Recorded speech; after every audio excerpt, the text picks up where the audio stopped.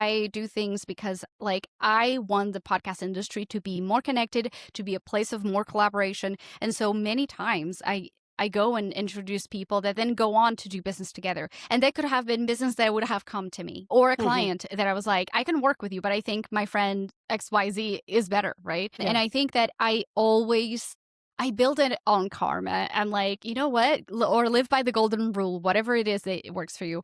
I always think, can I do something good today? I have zero attachments to the outcome, but it's important to me that, and especially as women, we sometimes like, oh my God, the world is horrible. All of these things are happening.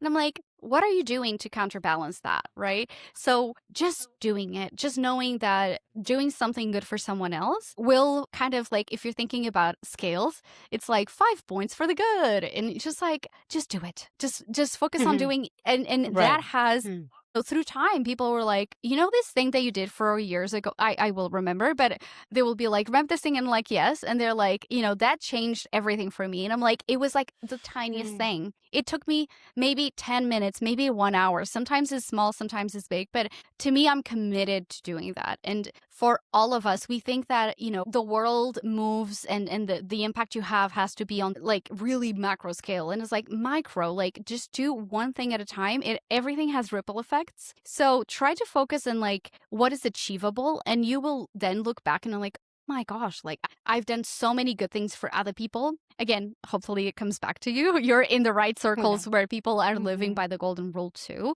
But that to me is super important. Just do good just because and not have Right. expectation for anything else.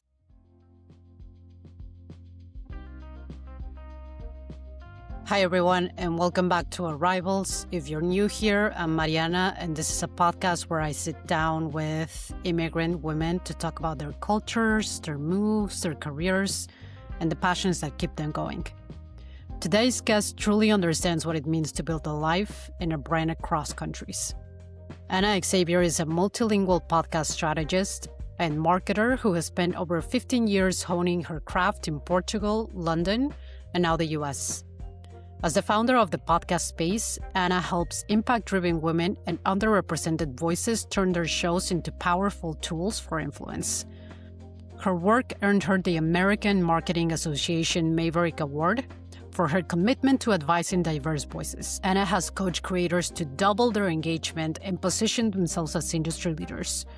She's someone that truly believes in micro-impact and in the power of helping others without expecting anything back. In this episode, we dive into her path into being an entrepreneur, how she handles self-censorship that so often haunts immigrants and women in general, and why she recently got into knitting and embroidery as well.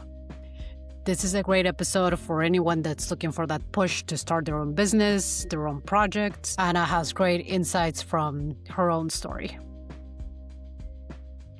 Anna, thank you for being here. I've been very excited to talk to you. And how are you feeling? Let's kick off this Yeah, podcast. I'm very excited to be here. Thank you Mm. for the invite. Whenever I get to be a guest on other people's podcasts, especially if they are about women, they're for women, they're women who are trying to, move our group forward, I'm always happy to be here. So thank you again. Yes, of course. And on that topic, I really admire the work that you do. Not only your incredible podcast content and how you help creators, but how you help minorities and communities. And this is why what I'm very excited to talk about. And for people that don't know you, how would you describe yourself? All right. So first off, I normally say I'm an extrovert at heart, Mhm. and I'm a nerd, Yes. and I am a multilingual podcast strategist and marketer. So I help multilingual communities, underrepresented communities, and women really show up in a way that feels authentic, feels aligned with their business goals, and to really help them become a known voice in their industry because as women, as sometimes immigrants, or just people who, are just trying to carve a name for themselves, we are told, don't take space. Oh, don't be loud. Let others talk, right? And For me, it's super important to embody that because before we started recording, I was telling you how I feel like I'm a hypocrite if I am telling my clients, hey, you need to be brave, you need to do brave things, you need to show up and embody exactly what you're saying. If I'm not doing that, I mean, what's the point, right? So every single Right. thing that I do, I don't do it necessarily for me, but I do it so that there's a digital footprint of everything that I'm talking about. Yes. So very aligned. Your companies with who you are and your values and showing that fully. And I can absolutely see it. How did this even started for the podcast space? How did you realize I wanted to create this company with this focus specifically? Yeah, so I'm someone that when you meet me, you know what I stand for. I'm not someone who will be, kind of like too intense or something, but I believe in what I believe in, and I truly always was someone who I would say I hold my values on my sleeve, and so I want to make the world a better place. I want to collaborate with other people. I'm not someone who is very honestly, I am the worst for group games. I'm not someone who's very competitive. I'm like, "Guys, let's just have fun." It's all about like hanging out and having a good time. And so through my life, I've always kind of created things that, whether it was, oh, I moved to London and I wanted to do more things that were aligned with like, discovering parts of London and going to artsy events. Or when I moved to Dallas and I was like, oh, let me pick up trash on my neighborhood and talk about it, right? To my friends, like, oh, this is the thing that I was doing. So I'm always about like embodying who I want to be unconsciously. I'm not someone who's like, I'm going to be the change in my community and I want the world to know. It's just like, I want my circle to know. And then that gets into the ripple effects. And so through my life, there's been this through line. And so I had been working in a podcast studio at the time in Dallas, and I started noticing that one, I was really passionate about educating people.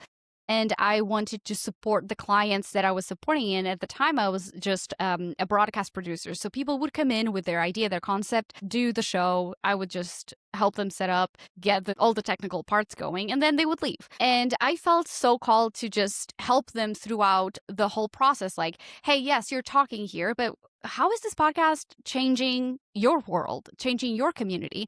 And so it got to a point where I felt like I hit a wall in terms of creative, of just like my professional progression in the company. And I wanted to go back to some experiences in the past where I worked in nonprofits. And so I decided, hey, the podcast space is going to be the place where people learn how to grow their podcast. People who want to create a world a better place through their content or their business. And so that's the whole thing behind it. I didn't want to be, the bros like, oh yeah, anybody come and join my side and like, yeah, 10x your Okay. growth is like whatever you're doing, is it changing anything? Is it doing anything at all? It's not just about doing all the things, it's about aligned action. And so every single client that I work with, every single post that I created, every single podcast episode I create, it is always furthering the mission of making sure that people create things that matter. Yeah. Yes. And I love that mission. And it's so needed. How long did it took you to actually get it going? Because obviously, like creating a business is way more complicated than it sounds. And did you have the resources to just reach out to clients? How did that process work? Love that question. We don't talk about that enough. So, for true transparency, I am an accidental entrepreneur. I was always very entrepreneurial in every single place that I worked at. When I was in Portugal working in a radio station, when I was working in nonprofit world, like every single place I had, I was very like the one driving the let's do this, guys. This is so exciting. Like, and everybody was Okay. like, okay, Anna, you're too excited about this. Like, we don't have capacity. I'm like, but this is important. So there's like already that. But talk about how as women, there's also like the part of, okay, you can believe in something, but you need someone else to believe in you at times. And I'm someone who I may have all the ideas, but I get too much in my head. And I'm not someone who's just like, yes, the world needs to hear what I have to say. And at the time, I just decided to leave that company, and I had a death in the family. And so that really helped me reevaluate. I'm based in the US, I'm originally from Portugal. I want to be able to work remotely and to be able to go anywhere and carry my work with me. So at the time, I was actually thinking about starting just working for someone else. But then my husband was like, what about you starting your own thing? And I think this is where it's really important that we have someone that sees us for our potential and helps us move toward that goal because sometimes we need help, right? And so I had savings and at the same time, I was like, okay, what is the best way to do this? And so I had savings. We were a dual income household. So I will always say, like it depends for every single person. It's not the same for everyone. So we need to be mindful of that. But at the same time, I think that every single project I've done, I've been involved in, online radio in London when I had a coffee shop job, right? Like you can do the thing without being in financial ruin or everything. So I think that for us, it's like, how can we embody that and allow ourselves to have those opportunities? So I started the company. This was really funny because I am someone who's like, I am not risk averse. I truly, I am risk averse. However, I guess I brainwashed myself into like, this is not that dangerous, and I rationalized why. And so I started the company and I knew already, I was like, okay, I know that I've been in Dallas for, I think that by that point it was like 4 years. So I was like, I have all of these people that I already had remembered, I stayed in touch with. So whether they were guests of, the shows that I produced that I was like staying in touch with, whether these were people in my area that I was like, I know that they mentioned starting a podcast, and just a few other people that are like, oh, they had a podcast at some point. They don't have it for anymore. So it's not that I'm like air quotes poaching clients because I didn't want to be unethical. Not that I had, like those contracts, but I was just like, it feels wrong if I do that. So I was like, okay, what is the most aligned way?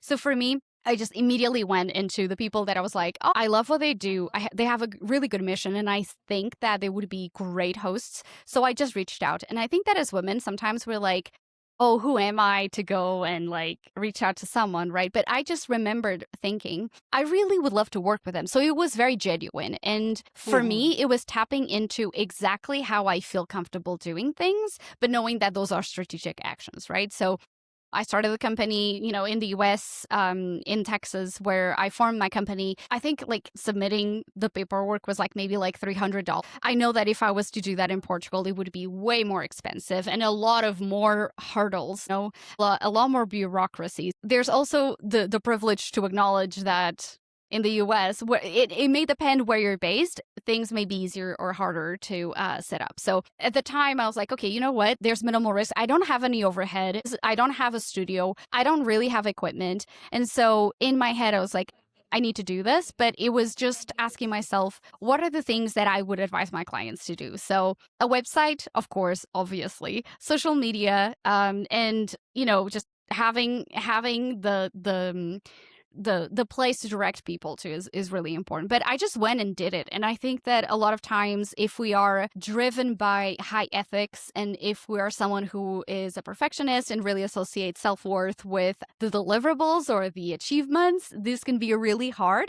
And I got out of my way and I said, I'm not going to be the person who's like, everything has to be perfect because I produce podcasts that were great. No, that person was the talent. They had me. They had an assistant. They had whatever. And so as I stepped onto these part of my life, I asked myself, what is the MVP? What is the minimum viable product that I can do Mhm. right now? And so Yeah. I thought, okay, let's tackle this as a business owner. I am, in a way, stepping into this as every single client that I'm telling that they should step into podcasting. And so I just like, you know what, it's not going to be perfect, but every single thing that I do will have I want to help at the end of it. There's a purpose for this. It's not just like whatever, let's just do to create noise. So I think that helps. Right. Like adapting to your clients and seeing their needs and how they can create a podcast. And I think you're touching on several important things like asking for help. And I'm curious also if within this whole process, did you think about starting a team or have you been the only decision maker with your company? So it actually, that's a very good question. So the idea behind it kind of evolved. And so for me in the beginning, it was like, okay, I want the podcast space because again, if you think about it, the name, you have space as a physical space and space as like the digital location Hmm. where things happen. And so in my head, I was like, okay, I am, you know, lucky enough that I have, a background in journalism. So my degree is in journalism, communications, and PR. So I already came with all of that knowledge built in. I already Yep. came with a knowledge of I work for the digital communications department of a nonprofit. So talk about how to run things on a budget. Girl, I got it. Right. So it's just like I Yeah. knew that all of these things mattered and I knew how to do it. So for many other people, maybe they would think to hire. But in the beginning, I kept it lean. I never wanted to be the person who's like, I want to say that I have 20 people under me. And in the beginning, I did anticipate. I was like, okay, if I'm doing a production, because I started the podcast space as like a production. So you would do everything from concept of the show all the way to marketing. And so that started in the beginning. I had a lot of aligned clients. Again, this was the pandemic, January of 2020. So basically, a lot of people were like, I'm bored in the house. What do I want to do? And because I knew how to do it all. I did it all. And it got to a point where I was like, oh, I'm not as excited or I'm really busy. I'm someone who has no issues asking for help. And so I started asking peers that I've worked with in podcasting. So I was like, hey, I'm looking for editors. What's your rate? So I never was the kind of person who's like, oh, I want to do it all and I don't trust anyone. And I think that as women, we have sometimes that mindset of no one will do it better than me, but also it's my baby. I'm struggling to delegate because I want to be in control. And I get it. At the same time, I was like, I don't have the capacity to do it all. So how do I navigate this? So there were times where I hired assistants. There were times where I hired editors. And as the shift happened, because different business goals, I evolved as a business owner as well, right? And so from an accidental entrepreneur to what do I actually want? What do I want to do with this business? And then I realized actually I never cared for production. It was just because it was the easiest way to start the business. I moved to, okay, I loved educating. Education has been the line throughout my whole career. I always wanted to educate people. So, okay, let's incorporate courses. Let's incorporate coaching. Let's incorporate consulting. And as the company moved away further and further from production, that I then stopped completely and then just moved into the online space and teaching and consulting. Then I was like, you know what? I now just need an assistant. And so I hired for that season of life. Now I'm back just being me. But I think that is important as women that it's not wrong to hire and let go of contractors as your business ebbs and flows. I was never someone who's like the status quo because I had a lot of clients who were like, my assistant will take care of you, and like, oh, my producer will take care of you. And I was like, I'm just going to do things as I find fit. And at the moment, it is what it is. It's just also just making sure that you're not stuck in that identity of the business owner who is only successful if you have an X amount of people under your belt. Your impact can still be, especially now with AI, is just kind of like what is ethical to run your business on AI, people, your needs, be sustainable, be profitable. And I think that in itself is like, okay, what do you actually want? What is the big vision and what needs to happen to get you there? Right. That's so interesting that you looked for help, you had it temporarily, and just asking for help constantly, it's hard. And knowing where you actually need it, and it's okay not to also want to be a full-time manager and get Yeah. that help as you go and as you grow. And you also work with international clients from different countries. And I think it's important to talk about this, not only of how you work culturally with people, but with your goal of helping women, helping minorities embrace their brand and themselves. How do you handle those cultural differences? Not only language, but there's a lot of misconceptions about working by yourself, working as a woman. But I know it wouldn't be the same for a European woman or for an American woman. So how do you handle that? I think that it comes from one. I am someone who moved countries a few times, right? So I moved from Portugal to London, from London to Dallas, and then from Dallas to I am now in Northwest Arkansas in the U.S. And so I think that there's an awareness that you have to have. I never assume my clients are having the same experiences I do. I just start seeing patterns and think there's a know-how, right? You start doing this enough. My first podcast was in 2008. So I've worked with people who are exclusively podcast professionals, radio professionals, all the way to people that were never like having their own show was never something that like they thought they would do. So there's an awareness that has to be had about being consciously competent and consciously incompetent or unconsciously incompetent, right? And so there's all of these elements that you, when you're a professional, you have to be aware of. One, I already have a very diverse friend circle.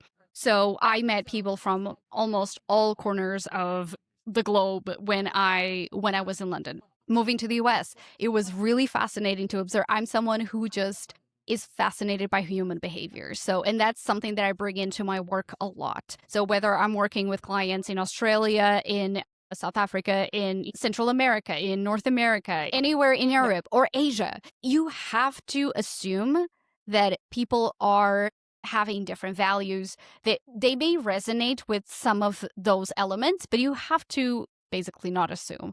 So, to your point, I always try to ask myself, okay, what do I know to be true from just lived experience? But then I check in with my clients and I ask them, Hmm. hey, Yeah. this is going to be my assumption. Is this true? Or I help the client figure that out by themselves. So I go, tell me more about why you think that. Like just today before we recorded, I was talking to this client. They are based in America, but they are off Latin background. And so I have a lot of Latin friends, a lot of friends from different places. And so I go from the standpoint of what are the cues they are telling me that you may fit in a specific container. And yes, we have to put people in container. We're very, very different. Yes, absolutely. But there are a lot of behaviors that I've seen through all of these years in podcasting that I'm like, where do we tend to get stuck? Where do we tend to have stories that are holding us back? Where do we get excited and overcommit? I told my client, I was like, what should I look out for? And then I started listing things and she's like, oh, yes, overcommitting. That is me. And I'm like, okay, Hmm. great. Because Yeah. there's on one hand, there's you don't know what you don't know. And that's a lot of the reasons why I get hired is like people go, I just don't know what I don't know. I know that I'm not Hmm. where I want it to be, but I don't want this to continue being hard. And so sometimes it's tapping into, and this is my favorite. I'm normally like, okay, I want to understand how your brain operates. From how your brain operates, we'll develop a communications plan, a marketing plan, whatever it is that you need help with that matches who you are as a person. Because, you probably we're probably the same age, and if we're not, we still that still counts today. But it's like that idea that I grew up in just the neurotypical way was the way. You only do it. There's one way to learn things. There's one way to do things, and that can be really triggering for a lot of people. They're like, "Oh, I'm reinventing the wheel because I'm not doing things the right way." Air quotes Hmm. here. And so for me, a lot of the times is having that background of, okay, I don't know everything, but at the same time is like you attract the clients that you attract because of the communication style you have, because everything you communicate attracts and rejects people. And so I already know, and I think this is a message for everyone. Understand the type of person, like how craft your behaviors online and offline in a way that I never talk about like 10x your growth. I never talk about crush your competitors. The people that resonate with that are not going to be people that I work with well, right? I want people who want Hmm. to collaborate, who want to grow. As I normally say, that podcasting is kind of a little bit like consulting and therapy because there's so Hmm. many things that you uncover as a host because it's deep work. In order for you to be a successful podcast host, I'm going on a tangent here. I'm so sorry. No, go for it, um, please. I love it. but I think it's important to recognize that, a lot of times we're not doing our best work because we're following the recipes of others. I recognize that a lot of the people that I serve have been told these stories. And so they basically put themselves down because they're not following all of these air quotes best practices that actually do not match at all their and do not honor who they are at a core, their values, how they best operate. And to me, whenever I'm working with clients, every single time I ask them this, tell me how you like your feedback. Do you like it straight? Do you want the compliment sandwich, right? Which is like you give Hmm. positive Yep. reinforcement, something to work on, and then positive reinforcement. Being aware of the clients that are neurodivergent and neurotypical. So are people that are like, I will do all of these things, yes, and they go and do it, and they come back and like give me more. Like the type A who delivers all the things and does more, and they are excited about it. And then you have other people who are like, you just gave me a list of 20 things. I don't know how to prioritize. And I feel like I'm a failure because I'm just overwhelmed right now. So how you operate as a consultant to these people, how you show up to them is going to be incredibly different. And so being aware of those characteristics and talking to your client and figuring out how they best operate is really the key to working with them and help them succeed. Yeah. Adapting to them and listening, like you're saying before jumping in the same way of work. And I think checking, we all have bias around Absolutely. people around the world. So checking into that, I think can be extremely hard. I'm curious, like with a personality that is very different than yours, how do you usually work with someone that is absolutely terrified of putting themselves not only on video, just putting themselves out there, just creating a personal brand around themselves, but they do need help, but it's just step by step, which can be hard. And that's not something that you can necessarily control. It's just the way they are. How do you work with those people? I love that question. So basically, and this is going to be something that a lot of people probably going to be very surprised around. So I have one client that she has not done anything that we have set up for her publicly. Mm-hmm. Here's why. But I'm finding this is a success because we are working through every single week. We're working through a limiting belief she has. And she has a longer comfort level at setting up things. So it's like basically every conversation opens up a little door that she needs to then go and explore on her own and then come back. I know this is foundational work that we're doing. And so, you know, those people, and I think this is a great example. As a consultant, as a coach, of course, a lot of the quality of my work, a lot about the referrals you get are from the results you get as a consultant. Like, did my clients get the things they wanted to set up? Now, a lot of the changing scenarios in podcasting. So basically, you have people who use a podcast for 7 different things, right? And if you're wanting to use a podcast or wanting to expand your personal brand, there's so much work that you personally have to do inside your, air quotes, and people call them their demons, their limiting beliefs, their insecurities. And so some people will work through those limiting beliefs at a slower pace. Let's say we have a contract for 6 months. Maybe we only get to 20% of our work together, but what we did was foundational work for that person to then go ahead. And then maybe they continue working with me and that's fine. But what I tell every single person is if you didn't get to do all the things that you set up to do with the consultant, it's not that they're bad or that you failed. It's like your pace was way slower than what you had estimated in the beginning. And so as long as you're saying, okay, we worked together for 6 months, but the mindset shifts that I have today were totally worth it because I'll take that with me, right? And I think that that's really important to understand. A lot of my clients, we only touch a little bit, we scratch the surface, but I had a client, we worked together 3 years ago, and she's like, we're still implementing some of the things that you suggested on the audit. And so to me, Wow. it's like, of course, the limiting the scarcity mindset. I'm like, oh my God, you just now applying. Oh my God, I can't believe that I was not a good consultant enough to provide. But she's like, it was just the way that my life was set, the ways that I had to implement. She's someone who's very methodical. She's neurotypical. So she's like, I take things slowly and I am a deep thinker. I need to process everything about this. I'm like, okay, what was the transformation? I think that as women, sometimes we're like, oh, I paid $6,000 for, a coach and I expected to get, training that would enable me to make that money back or whatever. Sometimes you have to look at investment in the long run. And I would say I've hired people that I spent $7,000 in. And I was like, oh my God, that was in a way, I wasted $7,000 because I was not able to finish the project, and I felt like the way that they were working, I was more seduced, let's say like that, for the results than actually their methods. And there were red flags that I ignored. Again, all learning lessons. Have I then, since then, in the coming years, been able to make that money back by 4 times? Yes. Why? Because I retained that knowledge and I said, okay, I didn't do it right away. I wasn't her top student, whatever, it doesn't matter. But like working with her enabled me to create all of these programs that are really the backbone of my business today. And for so many women, when you're working with someone, you're like, I'm not moving fast enough. And that does not matter. As long as you have those skills that you have that belief that now, like, I can do this. Sometimes it's simply being with someone. Like, I had one client that she's like, Anna, I know 300 things that I could do right now, but for me, the way that these calls work is that I get to talk to you and talk about my ideas out loud. And so for me is understanding my brand, understanding things about my podcast I never thought about, and allowing myself to put trust in my processes, and of course have you guide me and say, hey, that's a great idea. Have you considered about this? You told me about this actually 3 months ago. You're still talking, pondering about it. Like, you Hmm. need to work on it. And I think that it's really important that what's the outcome? What's the benefit of this work together? That sometimes you may ask yourself, like, oh, I did not implement anything and it was just such a struggle. But at the end of the day, did you spend the time working on the thing? And if the answer is Yeah. yes, then you did progress.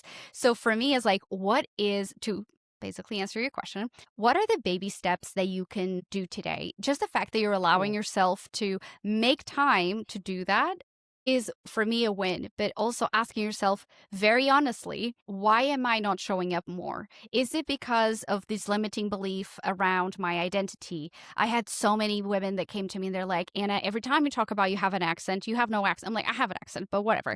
But they're like, but seeing you having an accent and showing up on stages, and English is not your first language, but it reminds me that I'm holding myself back because if you could do it, I could do it too. And at times it's just like I was told by two senior people in the companies I worked in. They're like, you will never hold a senior position in our company because you're not American, because you're not British.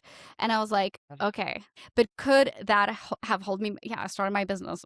But you know what I mean? It's just like Yeah. sometimes some opportunities are not meant to be, but they can be so bad for us that really keep us back. So is a story that you are a woman working in a male dominated field and therefore you feel like no one shows up like you. But then maybe it's like, I need to be the person. Lean into your values. What is important to you? How do you say you live your life and what do you value? And are you doing the things every single week to make that happen? So if you say, I want more women to show up in male dominated fields, yet you're struggling to show up because you're telling whatever story, you ask yourself, I have to do this because it is important to me. So that's what I would say to someone who's like, I really struggle to show up today. I'm like, go back to the values. Are you showing up in that way? Maybe that's Right. the trigger that you need, not you, but showing up for someone Yeah. else. Yes, that makes sense. And the baby steps, which are incredibly important. And yeah, loving the process more than the result sometimes totally makes sense. Um, Yes. what's one belief for you that has changed? We're talking about what we're saying. And also, Hmm. what's one belief that you have kept throughout your life and that you still apply? Okay. One belief that has changed, like about me or about the world? About you, like you're saying you work with women a lot in this way, like what's a belief that you think you had to change personally? You know, um, I self censor a lot. And you're like, really? Self censor in the sense of looking at things that I'm like, oh, that's not for me. I'm not good Hmm. enough. And the way that I still have it every single day, but every single day, I'm doing one thing to get me closer to feeling like that is not holding me back as much. Right. So I think that that is like a consistent thing that I'm like, oh God, I look at something and I close the window. Like I look at an application or an award or something. I'm like, oh no, my podcast is not good enough. Like that in itself is something that I change every day. That I'm just like questioning myself and I'm like, what is that story? Why am I not good enough? Why can I not do it? And just as a side note here, some things that, again, talk about like human behavior. Some people will be really triggered by the good. They're like, I want to do good. And that is my, Hmm. the motivation behind it. And then you have other people who are like, when they see things like, for instance, if you are a high achiever and you see someone who you identify as being mediocre, achieving the things that you set for yourself, you said, like, oh, I would love to do this, I would love to do that. And you see them win, and you're like, fire lit Yeah. in you. And I have so many clients who are like, well, so and so who's been less. I'm not saying that this is good, but if it is the trigger that you need to actually Right. do the thing, that might be better. So just for all of us, sometimes it's like, it's not the idyllic scenario, but it's what gets you moving. So, like maybe getting a comment Yeah. from like a colleague is like, oh, you said creating a podcast was important to you and you have not created anything. Then you like that day, like, how dare he? And then the following day you're like working on a script like a maniac. So, it is what it is. And then a thing that I've kept, I think it is the being aware that I am a connector.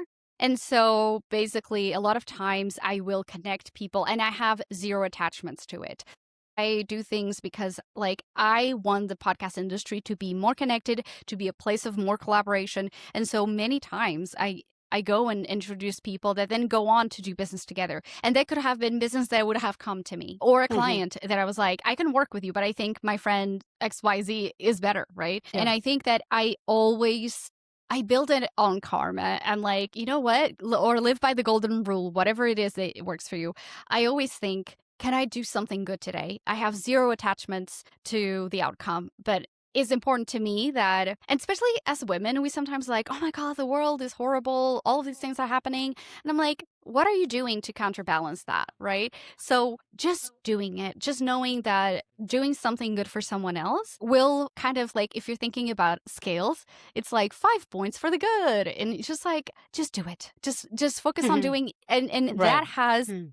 through time, people were like, this thing that you did 4 years ago, I will remember, but they will be like, remember this thing? And like, yes. And they're like, that changed everything for me. And I'm like, it was like the tiniest Mm. thing. It took me maybe 10 minutes, maybe 1 hour. Sometimes it's small, sometimes it's big. But to me, I'm committed to doing that. And for all of us, we think that, the world moves and the impact you have has to be on these like macro, like really macro scale. And it's like micro, like just do one thing at a time. Everything has ripple effects. So try to focus on like what is achievable. And you will then look back and I'm like, oh my gosh, like I've done so many good things for other people. Again, hopefully it comes back to you. You're in the right Yeah. circles where people are living Hmm. by the golden rule too. But that to me is super important. Just do good just because and not have Right. expectation for anything else. I love that. And not expecting anything back necessarily.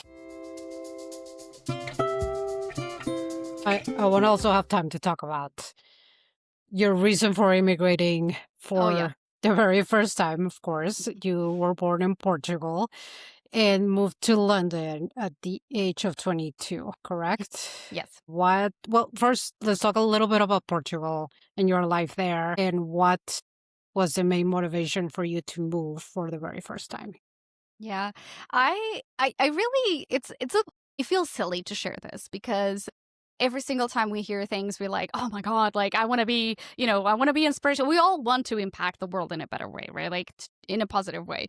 But I think that the way that I live my life is very like casual. So I was working in a radio station back in my hometown after coming back from college and my best friend at the time, she was like, "Oh, I got accepted to this illustration school, this illustration degree in London. What if you come with me and we have like, girlfriend best time in London?" I'm like, okay, my risk averse person is like, that sounds scary. But I was like, oh, she's with me. I speak English.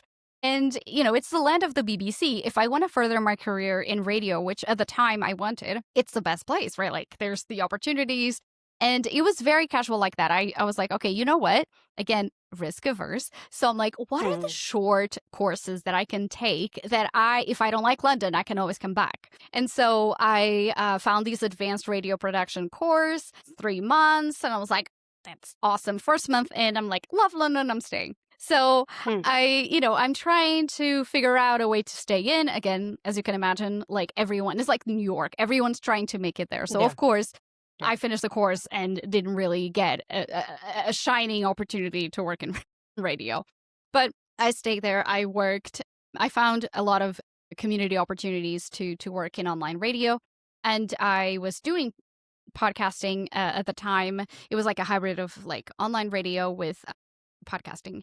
And I was working in cafes and like I always say this, every skill you have will build on because when I was working in a clothes store, I not only like talked to people from all over the world because it was like a very central location. And so I've learned about body types and styles and what looks best for people. And so actually I used that knowledge when I was in the studio, because people would be like, oh, I have these patterns. And I was like, okay, if there's like a specific type of color, it may look weird on camera, or a pattern may clash with something else, or the complexion or whatever. How does that stand against the background? That was knowledge that I carried on. Again, think about like, how can you always like make everything positive? And then when I worked in coffee shops, I became super comfortable in welcoming people in and making people feel part of like, oh, this is my local place. And when I was working in the studio, people would come in and they would always like be stressed or frustrated, or maybe they're just like nervous. They've never been on a podcast before. This was 2018, right? So back in 2018, a lot of people were not used to podcasting, and especially videos. The way that I looked at it is like, oh, I want people to feel like they are so at ease. So they would always say, and I remember working in, like radio stations and places that feel very intimidating when you walk in. So I was like, I don't want that to be the vibes. There would be people later coming back, oh my God, Hannah, so good to see you. And I'm like, oh my God, and trying to remember who that person was. But I'm like, clearly they don't remember me. And so I was like, okay, I made them feel at ease. And I think that every job we have, like for instance, when I joined the nonprofit, then I had that digital marketing knowledge of like websites and newsletters and all the things. And I think that that's very important. And then should we jump into like how I moved to the US, or you wanted to? Yeah, go for it. Yes. Yeah, so I then met my husband in London, and he was about to move, and I was like, well, he's moving. I have this family reunion in the US. I was kind of done with London at that point. So I was like, well, you know what? Let me go, and if it works out, I'll go temporarily for 3 months. That was the visa as well. And if it works out, it works out. If it doesn't, it doesn't. And so it was kind of like also that limited risk assessment situation that I had going on. Like, I mean, I have family. If this doesn't work out, I can go and stay with them and travel the US a little bit and then go back to Portugal. But hey, it worked out. So we got married later, and I started working in the US. So it's not the, "Oh, yeah, I did something brave." It's like, I figured it out. Like, that sounds like a risk I can manage. Right. Yes, and thank you for making it more, yes, how it is. Sometimes it's not like a long-term plan and you just jump on it and it works out. Yeah. And your husband is from France, correct? So you Yes. immigrated together for the first time. Yeah. That in itself is a culture change, right? Like when I work with French people, I've collaborated with a French software company called Asha.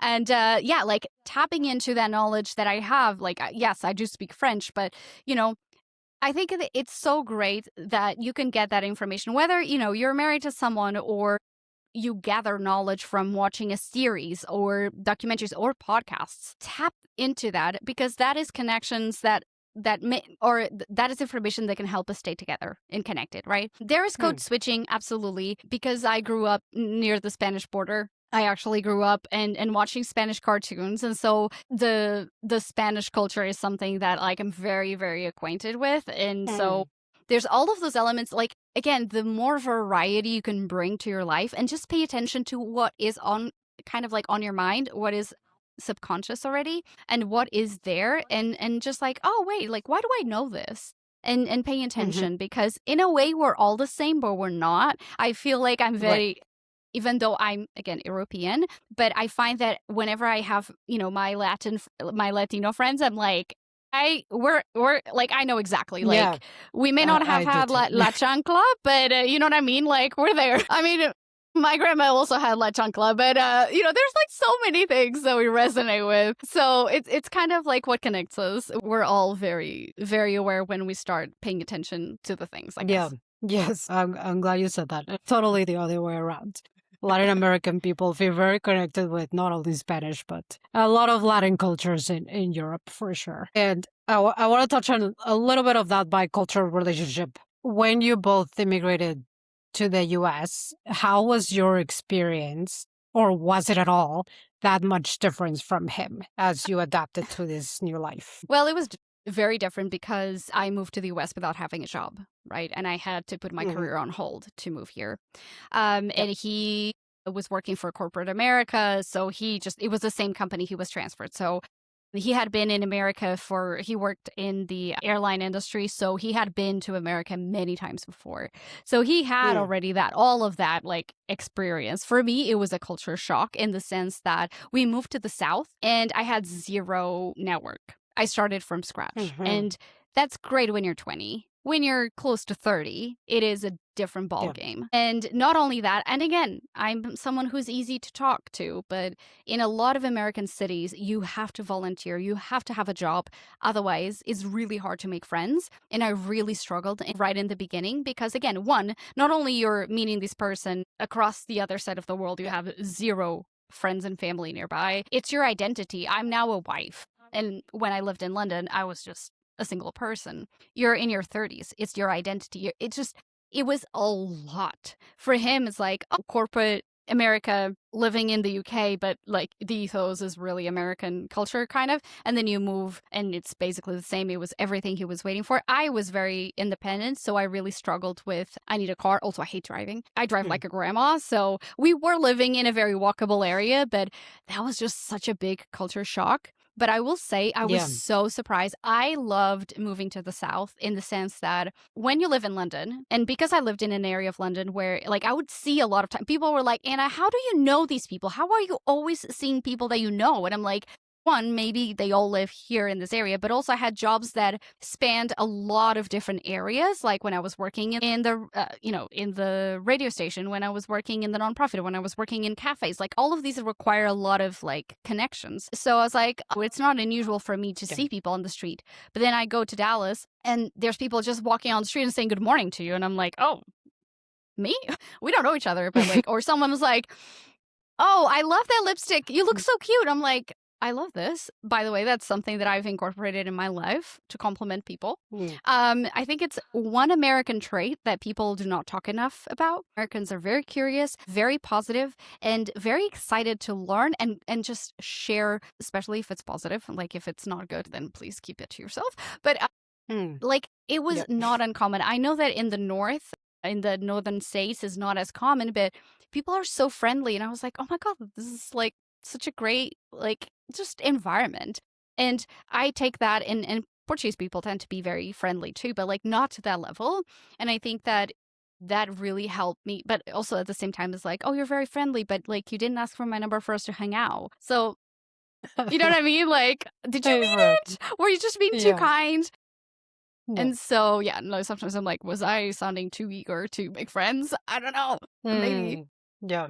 But yeah, so that was like a very different approach to integration in that sense. Yeah, that's so interesting. Because I live in Boston, I don't I don't realize this because everyone was just like, don't look at anyone, don't eat. Saying hello. Yes. It's not that common. But I do agree with a lot of the things that you said about Americans as well. And you moved to Arkansas, which is where you live now. Yeah. Talk about I never been. So how would you describe it to me, like in general?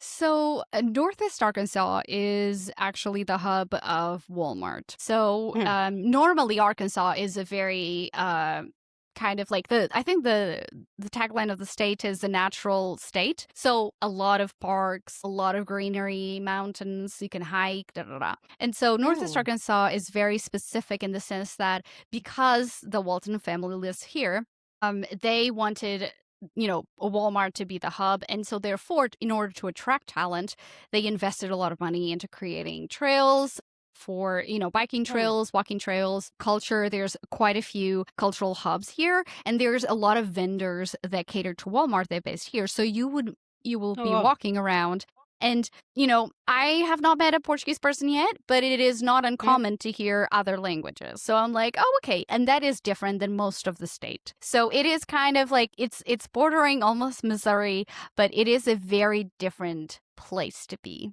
It kind of feels like my husband and I moved here. And when we were trying to figure out if we wanted to move, we felt like it was, oh gosh, what is that movie with Jim Carrey? That he is like, his life is not a sitcom, but it's like, oh my God. Yeah. The Truman Show. Yes, The Truman Show. Yeah, yeah, yeah. Because we were driving and I'm like, is the car, are they bugging the car? Because we were like, oh, I wonder what the cultural diversity is. And then we like kind of like turned the corner And it's just like this biracial couple crossing the street. And then we go Oh, somewhere else, and I'm like, oh, I wonder if like I really wanted to try pottery. And then like we cross, and maybe they're like just trying to change the sign that says pottery, and it's like pottery, and I'm like, oh my god! And we like went to this place, and it was just like fireworks as we arrived. We're like, what the hell? So people are coming from all places. yeah. Um, but it was Oh, very wow. like people are very friendly because again it's still the South. Don't like Mm. the tornadoes, let me tell you that. We still started getting tornadoes Right. in Texas too, but yeah. Yeah. um, do you see yourself immigrating again? You know, I think that because my business is global, I Yes. foresee that I'll probably continue traveling a bit more. Yeah. And so I feel like right now, where the world is, there's a lot of people who are kind of, I have a lot of friends who are going back to Portugal who have been living in, like in the UK, in Mm. Spain, and they're like, should I go back? It's just, I think that we're in a really interesting time everywhere because you see a lot of people from all around the world, if they're immigrants, going back to their home because of the anti Yeah. immigration sentiment in many different countries. Right. So that's happening a lot. And so for me, I keep thinking, yes, when you go back home, you can vote, right? And you can, when you're an immigrant, sometimes you can't. When I was living in the UK, I Yeah. kind of did at the time in some elections, but you don't have as much agency in the system if you cannot vote, right? You have what is I think is like taxation without representation, right? And I Mm-hmm. see a lot of people going back home to basically like get their roots together to feel support, especially those that have children. I don't have children, so I don't have that concern. But I have a lot of immigrant friends who are like, they're thinking about going back to Colombia, going back to Mexico, going back to Portugal, as I was saying. And so it kind of, it's happening everywhere, but I think that this is getting a little political, but it is the reality of being an immigrant. You cannot That's escape totally some of the politics that are happening right now. And so for me, luckily, I have a digital business. I can work from anywhere. But I think that for a lot of immigrants, we struggle with this identity of you never feel at home anywhere. And yet at the same time, you go back and you're like, I'm a completely new person that had so many different right. experiences, right? And also, there's this thing where there's a familiarity of being back home. But if you left, unless you were, forced because you had to find a job or because whatever financial Yeah. situation happened back in your country, you're moving out because you seek something different. And when you go back and you get that like cultural shock, there's a term for that, but it's just basically you're like, oh my Yeah. gosh, like everything is as it was. Yes. What is it? Reverse culture shock? Yeah, but there was culture shock. Yes. So there's something to be said, right? Like you're like I want to be here, but all of these upsets me even more now. So there's something to be said about if you want to go back home, do you want to be part of the change? Do you want to bring everything that, for instance, like Americans, they compliment people, they're very kind in that sense, they're very positive, they want to learn. Portuguese people don't tend to be like, they're very judgy. And so would I want to Hmm. be part of the movement that helps people feel empowered and feel supported and feel, they have a friend who's like cheering them on, even if that's like an idea that won't work out, but it's there to help them. It's not the outcome, it's the process, right? It's like the journey. And I think that in itself, Americans are really good at thinking about that. So just kind of like wrapping it up, like I really think that that's to me like something to keep in mind. Like you can choose where you go, but at the same time, if you have a digital business or a worldwide kind of like work where you work in a bigger corporation, what parts of your identity do you want to keep with that like global mindset? What is it that you want to go back to because you really miss that part of home? I think that's like as an immigrant, like that always Yeah. sticks with us, right? Right. Yes. And it's not an easy decision. It seems easy because of everything that's happening right now, like you're saying. And I think we should talk about politics, by the way, just like openly, because it's incredibly impactful in not only immigrants' lives, but a lot of people that are related to them and their families. And yeah, everyone in the US I think it should be more of an open conversation. But my point was that it sounds so like, yes, I should go back, but it's not an easy decision. And I heard someone say very recently that as an immigrant, it's okay to just embrace that middle point where you live. You're not from there, you're not from where you are right now, but you live in a middle point, and that makes you way ahead than a lot of people. But that also has not stopped you. No, that's not the word, but that has kept you in that middle point, and working within that can be complicated, but at the same time, it can get you ahead in life way more than other people are. Not only, well, you speak multiple languages. Your brain is like changing constantly. You know so many cultures. Just like you have something that a lot of people don't. And learning how to use it, learning how to embrace it, and really embracing that middle area that we are. Sounds easy also, but it's Yeah. incredibly yeah. Yeah. But also it allows us Yeah. to be a bridge, right? To be a bridge Yes, from yes. the assumption and the bias to the actually, that's not how everyone does it. That's not how everyone thinks about it. That's not as common as you think for both the good and the bad.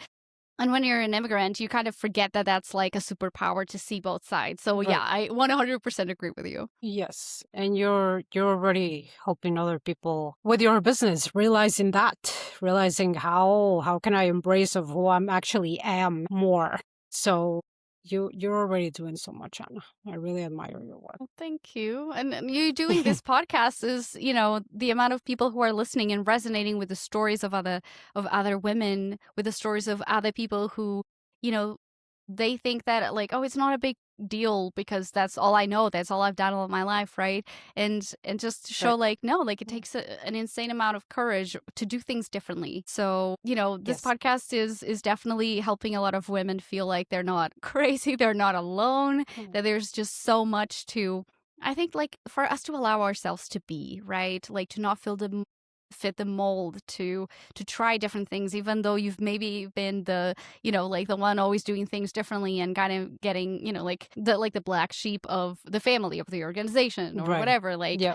yeah, like we are changing our community's perception, or like just everybody's perceptions, just by taking that courageous step to do things differently. So yeah, Yes, thank you for creating this absolutely. podcast. Thank you. I want to finalize with a happy question. Yeah. What is the thing or the things that are bringing you most joy, most happiness in your life right now? Oh my God. Visiting friends and doing manual crafts. So last Ah. year, I was doing the analog is coming back. Analog photography, all of the grandma like crafts, like it's all coming back. We need to step away from our phones, and especially for creativity. It's really important that we do things with our hands. The data says so. And so for Yeah. me, I've learned how to embroider last year. Oh, wow. Actually, yeah, Hmm. like again, like I'm saying, I learned how to embroider. I learned how to make like 3 stitches. It's fine. It's not as difficult as we think. But I think it's very difficult. uh, Mm.